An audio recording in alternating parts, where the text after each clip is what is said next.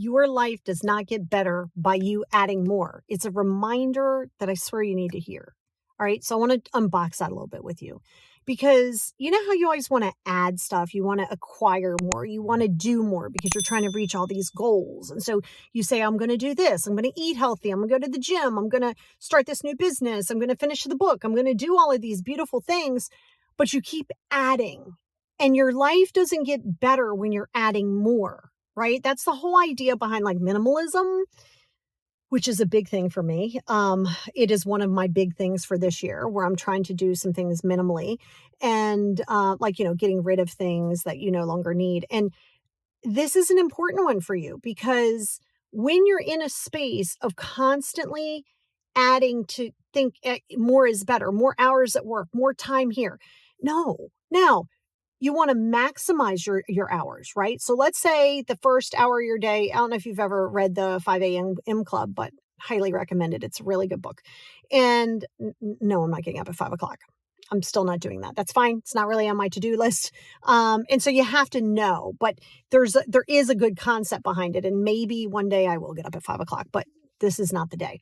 But there's some good things in there. And they even talk of, which I've already known long before I read the book, but was like, and I learned it when I was going through my own mindfulness training, is that hour that you're giving yourself, it's priceless, right? So you don't have to do more. You just have to maximize and really execute the potential within that time that you're doing and be mindful and intentional with your actions.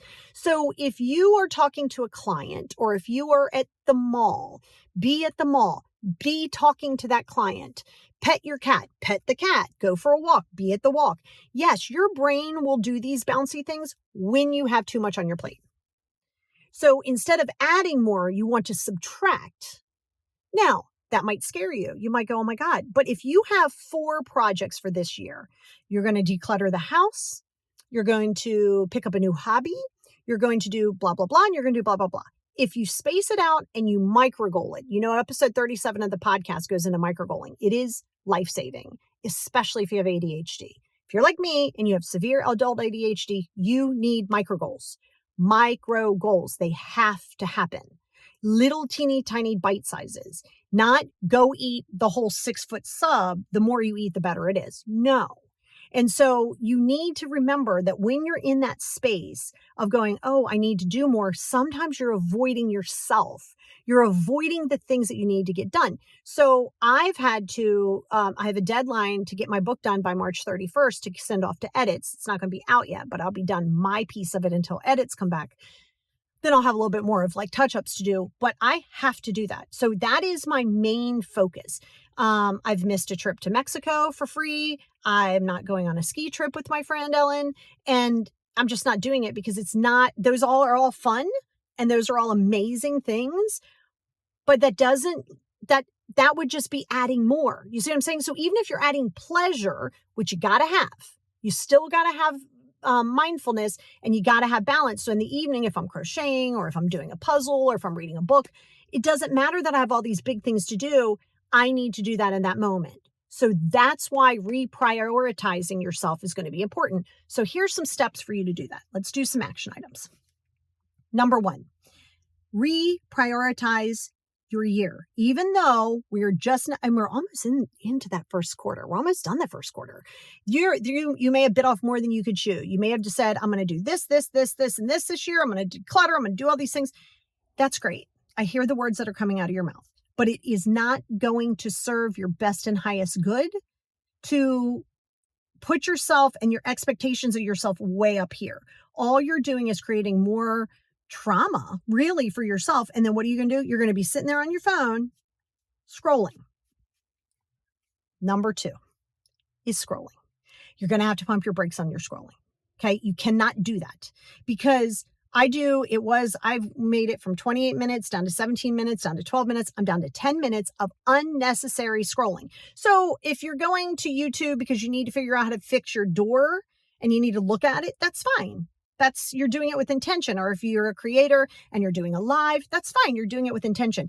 It's the mindless scrolling. It's fine. It's fine. Like do 5 or 10 minutes and that's fine. But you're not missing out on anything. But if you take that away, you don't need it. And depending on how old you are, I'm 52, I'm almost 52 in April. We didn't even have a MacBook. We didn't have a computer. We didn't even have the web. So you figured out life. Yes, I love technology. I adore technology, AI. I adore it all, but I'm going to use it to help me meet my goals, not distract me. So number 2 is you got to prevent yourself from adding in all of these excess distractions, which goes into number 3. And that's fragmented attention. This is very big if you have ADHD, but even if you don't have ADHD. Fragmented attention is when you're not intentional.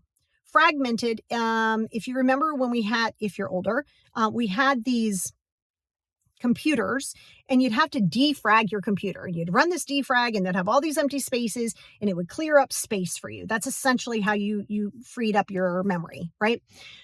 It's the same thing with your attention. So if you don't get your week planned, if you don't do your day planning, if you're not doing these things and you keep adding in this, we'll just see how it goes. Yes, it's great to fly by the seat of your pants at times. Absolutely. But if you don't do that and you keep just adding in things and you keep saying yes to this and yes to that, and I'll take this on, and now we're in people pleasing mode, you're taking on so much. It is not going to make your life better. See, you keep looking for these external things to make your life better. It doesn't exist. It doesn't exist. So going back to number 1 is reprioritizing your year, because now we're kind of into the first quarter, right? So you're like, well, maybe that isn't important, or maybe I thought it was going to take me shorter than it was, and it's not. And if it is still important, then maybe you restructure it. What are we on, 3? Number 4 is, because that's your fragmented attention. You want to take away, number 3 is fragmented attention. You want to take away those excess distractions, and you have to know yourself. So if you're like me and you have adult ADHD, you know that it's going to be a little bit more challenging for you. So you take away as many distractions as possible and you plan your day. Make it to where you have no decision fatigue. I'm getting up, this is what I'm wearing to the gym, or I'm getting up, this is what I'm wearing to work. Then getting up, I see my meal plan, this is what I'm eating today. Like, you don't have to think about it, because you're adding, especially if your mind is everywhere and your brain is racing. Yeah, that's what's going to happen. You're just going to sit there and then you're going to go like stiff. You're going to freeze. You're going to be like, well, I don't want to do any of it. So I'm only going to do this for 5 minutes. And now we're back to the scrolling. So you see how that sabotage comes into play? So by adding more, here's another version of self-sabotage.